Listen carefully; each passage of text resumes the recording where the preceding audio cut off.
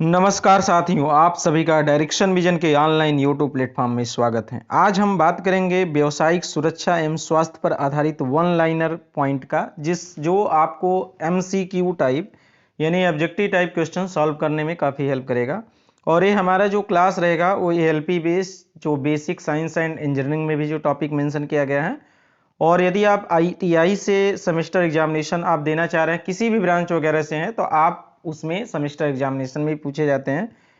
तो ये सब पॉइंट जो हैं बहुत ही मोस्ट इंपॉर्टेंट है बोल सकते हैं, और ये एमसीक्यू टाइप क्वेश्चन को सॉल्व करने में आपका मदद करेगा। तो देखिए, पहला जो हमारा है पॉइंट, वो कह रहा है कार्बोनियस फायर लकड़ी की आग को ए श्रेणी की आग कहते हैं। यानी कार्बोनियस फायर या लकड़ी की आग को ए श्रेणी की आग कहते हैं। ए सीरीज जो बोलते हैं, तो जो आग की सीरीज होती है वो 4 श्रेणी में ABCD होता है। वहीं में ए प्रकार की जो श्रेणी होती है उसको कार्बोनियस फायर अथवा लकड़ी की आग कहते हैं, जिसे ए श्रेणी की आग कहते हैं। इस प्रकार की आग को बुझाने के लिए सोडा एसिड फायर एक्सटिट्यूशर या अग्निशामक कार्बोनियस फायर का प्रयोग किया जाता है। मतलब एक्सटिट्यूशर का मतलब होता है अग्निशामक यंत्र, जिसको बोलते हैं, उसके द्वारा प्रयोग सोडा एसिड अग्निशामक का प्रयोग किया जाता है, जिसको हम कार्बोनियस फायर के नाम पर जानते हैं। मतलब कार्बोनियस फायर मतलब ए श्रेणी की आग। बस इतना जानेंगे तो ऑप्शनल क्वेश्चन इसमें जब पूछा जाएगा ना कि कार्बोनियस फायर या लकड़ी की आग को किस श्रेणी में रखा गया, बताएंगे ए श्रेणी में। या ए श्रेणी की आग को किस में होता है, कहेंगे लकड़ी की आग को। या लकड़ी की आग को क्या बोल सकते हैं, कहेंगे कार्बोनियस फायर। कार्बोनियस फायर यदि आग है तो कौन से एक्सटिट्यूशर का प्रयोग करेंगे, मतलब कौन सा अग्निशामक का प्रयोग करेंगे, कहेंगे सोडा एसिड। तो इतने तरह का एमसीक्यू टाइप के क्वेश्चन आप सॉल्व कर पाएंगे। देखिए अगला वाला भाग देखेंगे। करा तेली आग, मतलब लिक्विड में, जैसे तेली, यदि आप बात करेंगे तेली आग को 20 श्रेणी की आग कहते हैं। जैसे पेट्रोल हुआ, डीजल हुआ, ये सब क्या है, एक प्रकार का ऑयली हुआ, तेल हुई, लिक्विड हुआ। तो जब भी लिक्विड वगैरह तेली आग हुआ तो उस 20 श्रेणी की आग कहते हैं। इसे बुझाने के लिए फोम फायर एक्सटिट्यूशन मतलब अग्निशामक का प्रयोग किया जाता है। अब पहला तो हमारा सॉलिड में, जैसे हमारा लकड़ी वगैरह हो गया तो ए सीरीज। यदि आपका द्रव जैसे हो गया पेट्रोल डीजल वगैरह आदि हैं तो ये आपका हो गया 20 श्रेणी। गैस द्वारा लगी आग को सी श्रेणी की यानी सी सीरीज की आग को आग कहते हैं। इसे बुझाने के लिए हैलोन आदि रसायन का प्रयोग किया जाता है। तो ये आप समझेंगे हैलोन क्या होता है। हैलोन एक रासायनिक पदार्थ होता है जिसको जो अग्निशामक का प्रयोग किया जाता है, अग्निशामक के रूप में प्रयोग करते हैं। अब आता है बिजली द्वारा लगी आग। देखिए बिजली द्वारा लगी आग बुझाने के लिए हम डी श्रेणी या बिजली में लगी आग जो है, बिजली द्वारा लगी जो भी आग पकड़ता है उसको डी श्रेणी की आग बोलते हैं। इसलिए बोला जाता है कि बिजली द्वारा लगी आग को डी श्रेणी की आग कहते हैं। इसे बुझाने के लिए देखिए यहाँ पर हमने एक चीज मेंशन नहीं किया, बट यहाँ पर मेंशन आपको बता दें। यहाँ पर लिखा गया फायर एक्सटिट्यूशन मतलब अग्निशामक यंत्र का प्रयोग करते हैं, लेकिन कौन सा प्रयोग करते हैं, ठीक है ना। तो कौन से अग्निशामक का प्रयोग हम डी श्रेणी की आग को बुझाने के लिए किया जाता है, ठीक है ना। तो अभी तो यहाँ पर ये बताया गया कि बस केवल फायर एक्सटिट्यूशन मतलब अग्निशामक यंत्र का प्रयोग किया जाता है, लेकिन कौन से यंत्र का प्रयोग करते हैं इसमें, तो आपको आगे मिलेगा कि डी श्रेणी की आग को बुझाने के लिए कौन से अग्निशामक का प्रयोग करते हैं। क्या हम ड्राई कार्बन डाइऑक्साइड प्रयोग कर सकते हैं। तो चलिए आगे वाला पॉइंट हम लोग देखेंगे। नेक्स्ट बात करते हैं foam type and soda acid. Foam type तथा सोडा एसिड अग्निशामक का प्रयोग विद्युत द्वारा लगी आग बुझाने के लिए कभी नहीं किया जाता है या नहीं किया जाता है। देखिए ऑप्शनल क्वेश्चन है, फोम टाइप या सोडा एसिड अग्निशामक। जो सोडा एसिड बोल रहे हैं लकड़ी की आग बुझाने के लिए, ये आपका कभी भी विद्युत में लगी आग मतलब डी श्रेणी की आग जब बुझाने के लिए ऐसे प्रयोग नहीं कर सकते हैं। सोडा एसिड अग्निशामक की पहचान का प्रतीक भूरे रंग का हाथ का चिन्ह होता है। ये आपका समझ गए होंगे, ठीक है ना। आगे आता है पॉइंट जो है 7 नंबर, निषेधात्मक। देखिए एक होता है कि दुर्घटनाएं होती है और दुर्घटनाओं से बचने के लिए कुछ सिंबल प्रयोग करते हैं, और उस सिंबल बेस में आपका कुछ प्रतीकात्मक चिन्ह होते हैं जिसको आप ऑप्शनल क्वेश्चन बनाया जाता है। उस प्रतीकात्मक चिन्ह से हम सुरक्षा देखते हैं। जैसे कभी रेलवे के क्रॉसिंग पर लगा होता है, कहीं मोड़ पर लगे होते हैं, कहीं हॉस्पिटल वगैरह का लगा होता है।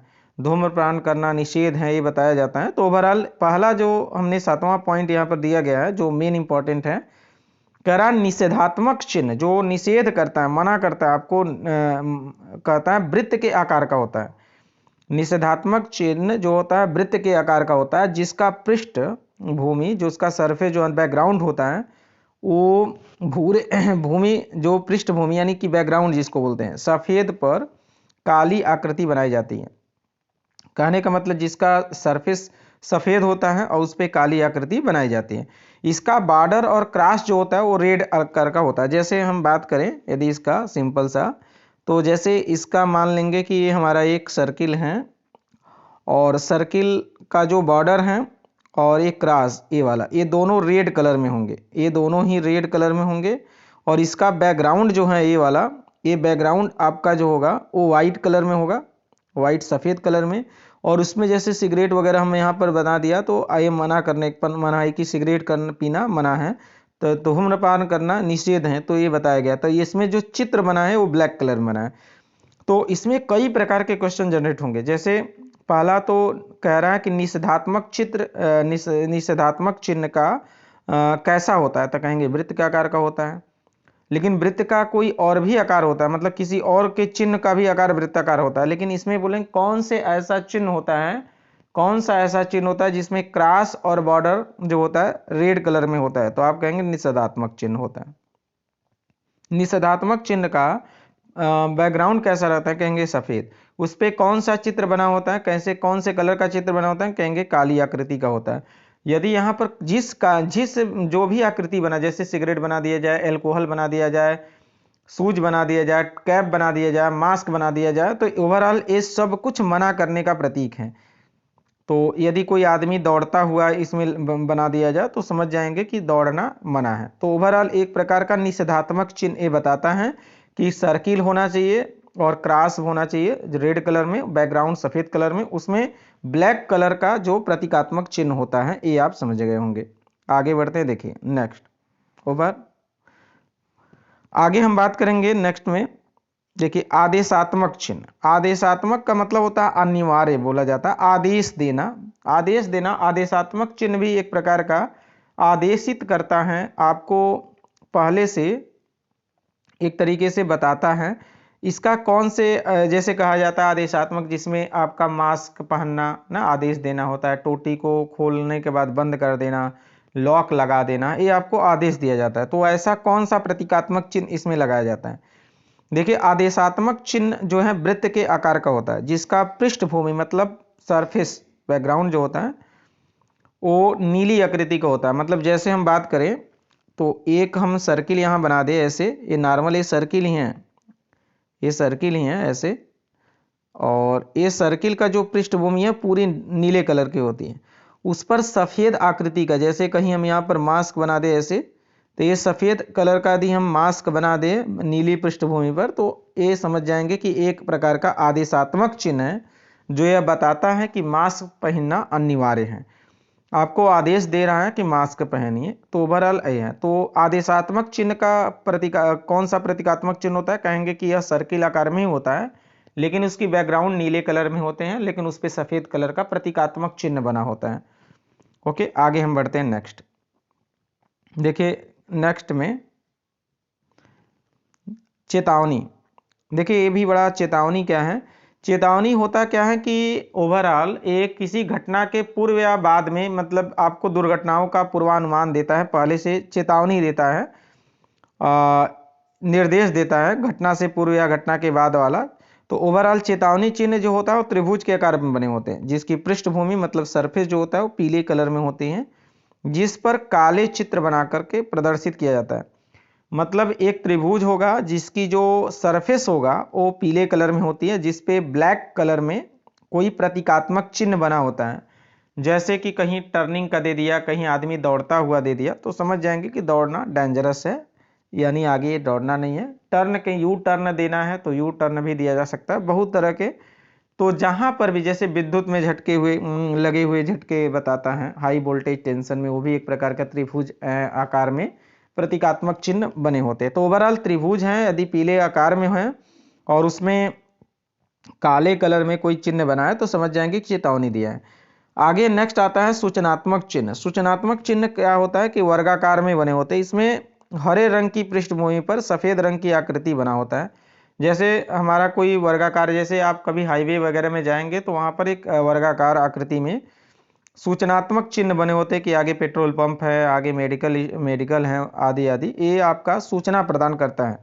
तो यदि वहाँ पर स्टैंडर्ड के अकॉर्डिंग सब कुछ बनाया गया होगा तो वहाँ वर्गाकार होता है उसकी आकृति जिस पे बना होगा, और पूरा उसकी सरफेस जो होती है वो पूरी पूरी हरे कलर की होती है। उस पे सफ़ेद रंग की जो आकृति बना होता है जिसके द्वारा वो सूचना प्रदान करता है, चाहे वेटिंग प्रतीक्षालय लिखा हो कहीं पर, अथवा ये भी होता है कहीं सफ़ेद रंग की पृष्ठभूमि पर लाल रंग की यदि प्रतीकात्मक चिन्ह बनाया। जैसे कोई डॉक्टर की कार जो है वो वाइट कलर है, मान लीजिए वाइट कलर बैकग्राउंड हो गया, उस पर रेड कलर से चिन्ह बना देते हैं, ठीक है ना, तो समझ जाएंगे। या एम्बुलेंस है, एम्बुलेंस का पूरा बैकग्राउंड ही आपका वाइट है, उस पर रेड कलर हो जाएगा, तो ये भी एक प्रकार का सूचनात्मक प्रदर्शित होता है। आगे आता है अनियंत्रित व दुखद परिणाम वाली अनजाने में हुई घटना को दुर्घटना कहते हैं। जिज्ञासा मानव स्वभाव में बसा एक विशिष्ट स्वभाव होता है। जिज्ञासा न मानव स्वभाव में एक बसा एक विशिष्ट स्वभाव होता है। संपूर्ण जानकारी का अभाव दुर्घटना का कारण बनता है। यानी कि आप कुछ भी मशीन के विषय में जानते नहीं है और फिर भी चलाने लगेंगे, दुर्घटना हो जाएगा। अधिक फुर्तीला होना दुर्घटना का कारण नहीं है। मतलब आप बहुत ज़्यादा फुर्तीला हैं हर कुछ कार्य करने में, तो ऐसा नहीं कि आप दुर्घटना का कारण बनते हैं, ऐसा नहीं है। रबड़ के दस्ताने अथवा सूखी लकड़ी से विद्युत के तार से चिपके व्यक्ति को दूर करते हैं। देखिए ये भी एक प्रकार का सुरक्षा है। सिर की सुरक्षा के लिए कभी कभी बहुत सारे ऑप्शनल क्वेश्चन इसमें भी आपके मैच करेंगे। सिर की सुरक्षा के लिए हेयर नेट, हेलमेट, टक्कर, कैप्स आदि का प्रयोग करते हैं। श्रवण की सुरक्षा के लिए मफ या ईयरफोन का प्रयोग करते हैं। पैरों की सुरक्षा के लिए जूते, पैर के अंगूठे के लिए कैप्स, लैगिंग, एंकलेट्स का प्रयोग करते हैं। श्वसन की सुरक्षा के लिए रेफ्रिजरेटर, हेलमेट जिसमें कि हवा डाली जाती हो, का प्रयोग करते हैं। आँख की सुरक्षा के लिए चश्मा, काले चश्मे, फेस शील्ड, विजन आदि का प्रयोग किया जाता है। 21 नंबर देखेंगे, हाथ की सुरक्षा के लिए फाइबर दस्ताने, लोहे का दस्ताना, कलाई, कफ न बाजूबंद, आस्तीन आदि का प्रयोग करते हैं हाथ की सुरक्षा के लिए। 22 नंबर में है, शरीर की सुरक्षा के लिए चौंगा, donkey, jacket, apron coat, body warmer आदि का प्रयोग किया जाता है। तो इसमें बहुत सारे जो हम नाम दिए मेंशन किए हैं जो येलो कलर में, ये समझ लीजिए कि ऑप्शनल क्वेश्चन आपको डायरेक्ट मिलेंगे। आप एक तरीके से बस रिवाइज के तौर पर कार क्लास होगा। यदि आप एकदम डीपली इसके विषय में जानकारी लेना चाहते हैं, पढ़ते हैं, तो आप मेरे जो थ्योरेटिकल क्लास को आप अटेंड करेंगे, वहाँ से नोट्स बनाते हुए आप क्लियर पढ़ लेंगे कि उस कैसे कैसे सेफ्टी अरेंजमेंट किया जाता है। 23 में देखेंगे, किसी दुर्घटना की स्थिति में पीड़ित व्यक्ति को तुरंत प्राथमिक चिकित्सा प्रदान करना चाहिए। प्राथमिक चिकित्सा क्या होता है ना, वो कैसे दिया जाता है, ये आपको थ्योरेटिकल वाले क्लास में डिस्कस होगा। यदि आप पढ़े हैं तो ये रिवीजन आपका बड़ा अच्छा होता होगा, क्योंकि ये मेन पॉइंट है। कृत्रिम श्वास देने से पहले सर्वप्रथम श्वास नली को साफ करना चाहिए। अब आगे आता है कि भाई कृत्रिम श्वास की कितनी विधियां हैं, ठीक है ना। बेहोश मिले व्यक्ति को सर्वप्रथम देखा जाता है कि सांस चल रही है अथवा नहीं। यदि चल रही है तो आपको फर्स्ट ऑफ ऑल डॉक्टर को कॉल करना चाहिए, ठीक है ना। दुर्घटनाग्रस्त व्यक्ति को डॉक्टर आने तक की जाने वाली जो चिकित्सा है प्राथमिक चिकित्सा कहलाती है। जैसे एक दुर्घटनाग्रस्त व्यक्ति है और आपने जो भी डॉक्टर आने से पूर्व जो भी कार्य उसको ठीक करने में जो भी कार्य करते हैं, जो भी प्राइमरी ट्रीटमेंट करते हैं, उसको प्राथमिक चिकित्सा कहते हैं। आगे आता है कि सिल्वेस्टर विधि जो होता है कृत्रिम श्वास क्रिया की सबसे सरलतम विधि है। तो कहा जाता है कि भाई सबसे जो कृत्रिम श्वसन क्रिया की सबसे सरलतम विधि कौन सा है, तो कहेंगे सिल्वेस्टर है। देखिए सैफर विधि, सिल्वेस्टर विधि, मुंह से मुंह में हवा भरना आदि कृत्रिम श्वास की विधियां हैं। इसमें सबसे ज़्यादा सिल्वेस्टर विधि सिंपल होता। अगर आप कम समय अगर आप काम करते समय या काम करते वक्त घायल हो जाए तो कितना भी जरूरी क्यों न हो आपको तुरंत अस्पताल जाना चाहिए। ये मानक होता है, जान है तो जहान है, इसलिए आप कितना भी क्यों नहीं इंपॉर्टेंट हो, और यदि आप कुछ भी आपको हेल्थ से रिलेटेड प्रॉब्लम होता है तो फर्स्ट ऑफ ऑल आपको घायल हो जाते हैं, कुछ भी डैमेज हो जाता है आपकी बॉडी, तो तुरंत आपको अस्पताल जाना चाहिए। ये सेफ्टी का मेन नियम है। यदि आप खाली करने वाले चेतावनी अलार्म सुनते हैं, खाली कराने वाले, ठीक है ना, खाली कराने वाले होना चाहिए। यदि आप खाली कराने वाले चेतावनी अलार्म सुनते हैं तो आपको तुरंत आपातकालीन स्थान पर चले जाना चाहिए। आप देखे होंगे कि बस वगैरह, ट्रेन वगैरह आदि के बोगियों में एक आपातकालीन विंडोज होती हैं। तो जैसे मान लीजिए कि कोई आग लगने की पॉसिबिलिटी बस वगैरह में आ जाता है तो घबराने की आवश्यकता नहीं है। आप वहाँ से आपातकालीन विंडोज की तरफ धीरे जाना चाहिए, ताकि समय आने पर उस आपातकालीन विंडो का प्रयोग किया जा सके और वहाँ से आप तुरंत बाहर हो सकें। तो कहा जाता है कि जैसे कई बहुत सारे कंपनियां होती हैं जहाँ बड़े बड़े फ्लोर पर होता है, तो वहाँ पर लगा होता है एक आपातकालीन स्पेस होता है कि जहाँ से हम तुरंत बचाव कार्य, राहत कार्य वहाँ तक पहुँचाया जा सकता है। तो उन सभी को स्किल मतलब दिया जाता है, ज्ञान दिया जाता है कि भाई किसी कारण में, क्रिटिकल केस में आप यहाँ पर आ जाएंगे और यहाँ से आपकी पूरी सहायता होगी, कंपनी आपका करेगा। तो ओवरऑल आपातकालीन स्थान उसी को बोलते हैं। और जब भी कभी ऐसा अलार्म सुनाई देता है तो सभी को वहाँ पर चले जाना चाहिए। आगे 31 है, नियमित तनाव के कारण व्यक्ति में चिड़चिड़ाहट हो जाता है, और चिड़चिड़ाहट होगा तो कोई कार्य सही से नहीं होगा और दुर्घटना घट जाएगी। शक्ति विफलता के दौरान वर्कशॉप का मेन स्विच तुरंत बंद कर देना चाहिए। जैसे कभी भी इलेक्ट्रिक शॉर्ट सर्किट होता है तो उसमें कुछ भी आप नहीं करेंगे, तुरंत आपका मेन स्विच ऑफ कर देंगे तो काफी कंट्रोल हो जाएगा। कृत्रिम श्वास की सिलेस्टर विधि में पीड़ित व्यक्ति को, देखिए एक क्वेश्चन पूछा जाता है, कृत्रिम श्वास की सिलेस्टर विधि में पीड़ित व्यक्ति को पीठ के बल लिटाया जाता है। पीठ के बल लिटाया जाता है मतलब ये ध्यान देना कि जब भी, अब कहेंगे कि जब किसी व्यक्ति के सीने पर मतलब फ्रंट में चोट लगी हो, जल गया हो, तो कौन से सांस लेने की कौन सी विधि अपनाएंगे, तो वहां पर बोलेंगे सिल्वेस्टर विधि। सिल्वेस्टर विधि हम इसलिए प्रयोग करेंगे क्योंकि सिल्वेस्टर विधि में हम पीड़ित व्यक्ति को पीठ के बल लिटाया जाता है, और पीठ के बल तभी लिटाया जाएगा जब पीठ पर कोई छाले वगैरह न पड़े हों। जब हमारा फ्रंट में आपका छाले पड़े हो तब हम इस सिल्वेस्टर विधि का प्रयोग करते हैं। ये दिमाग में आपको बैठाना है ऑप्शनल क्वेश्चन करते समय। कृत्रिम श्वास की सैफर विधि में पीड़ित व्यक्ति को पेट के बल लिटाया जाता है, और पेट के बल तभी लिटाया जाता है जब वो पीठ उसका डैमेज होता है। तो इस प्रकार से जब पीठ पर छाले वगैरह पड़ा होता है तो उस केस में आपको कृत्रिम श्वास की सैफर विधि का प्रयोग किया जाता है। आगे आता है औद्योगिक स्थानों पर, जहां इंडस्ट्रियल स्थान पर, औद्योगिक संस्थानों में अनेक प्रकार के व्यावसायिक कार्य होते हैं। किसी पदार्थ में आग लगने का प्रमुख कारक ईंधन, उष्मा, ऑक्सीजन होता है। जानते हैं ईंधन, ऑक्सीजन और उष्मा तीन जो एलिमेंट होते हैं मिलाकर के आग बनता है। इसमें यदि ईंधन अब्सेंट हो जाए मतलब हटा दिया जाए तो आग कभी पकड़ेगा ही नहीं। यदि उष्मा को हटा देंगे तो भी आग नहीं लगेगा, यदि ऑक्सीजन हटा देंगे तो भी नहीं लगेगा। अब आप समझते होंगे जब भी आग लगता है तो इन तीनों माध्यम को, किसी एक माध्यम को कट आउट करना होगा। हम यदि कोई घर जल रहा है तो घर को हटा नहीं पाएंगे, मतलब ईंधन को नहीं हटा पाएंगे। अब हमारे पास दो प्रकार के हैं, एक उष्मा को कम कर सकते हैं, एक ऑक्सीजन को कम कर सकते हैं।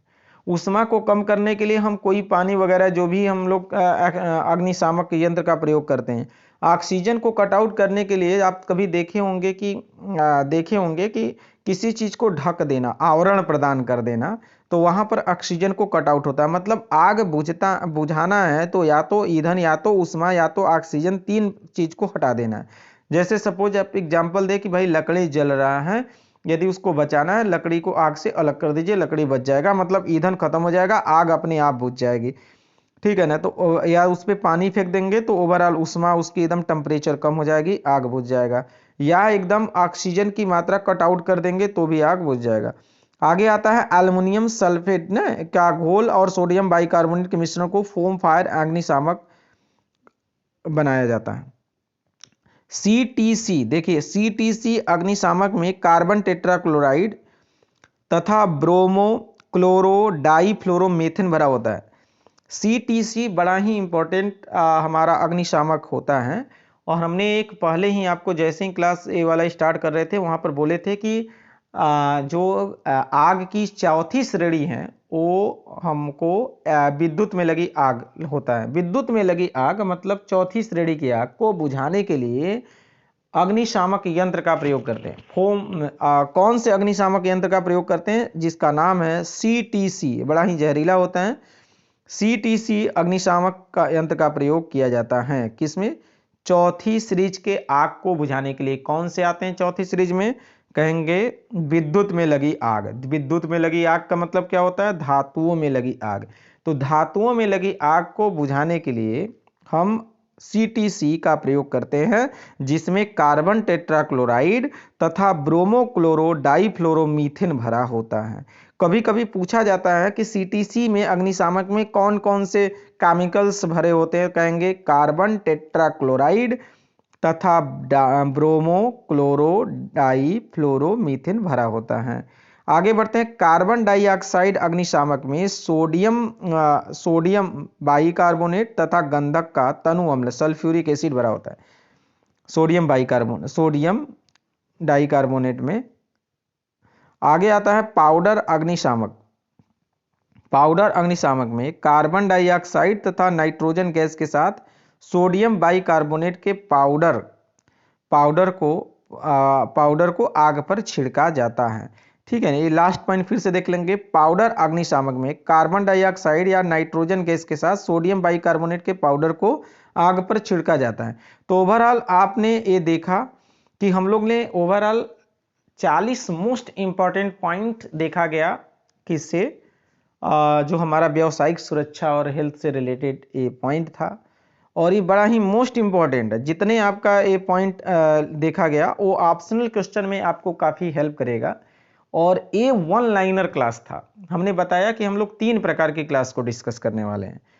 एक आपका थ्योरेटिकल बेस, जिस पे आपको नोट्स बनाते हुए पूरी लेक्चर के साथ आपको मिलेगा। दूसरा वन लाइनर, जो आप पढ़े हैं उसको रिवाइज करेंगे, वन लाइनर में कौन कौन से मोस्ट इंपॉर्टेंट हैं। और तीसरा आपका ऑप्शनल क्वेश्चन होंगे, जो वन लाइनर आप रिवाइज किए हैं उस रिवीजन के पॉइंट ऑफ व्यू से आपको वहां पर ऑप्शनल क्वेश्चन के पॉइंट ऑफ व्यू से ऑप्शनल क्वेश्चन दिया जाएगा। तो ओवरऑल ये जो क्लास थी वो का वन लाइनर था। जो आप पढ़े हैं अपनी नॉलेज को टेस्ट करेंगे, अपनी नॉलेज को रिवाइज करेंगे। इसके माध्यम से आगे हम लोग जो डिस्कस करेंगे नेक्स्ट टॉपिक पर आधारित, बड़ा ही अच्छे पॉइंट हम लोग नेक्स्ट टॉपिक में भी डिस्कस करेंगे। तो आज के लिए बस इतना ही। आगे की भी और क्लास देखना है तो हमारे इस डायरेक्शन विजन के साथ कंटिन्यूअस बने रहेंगे।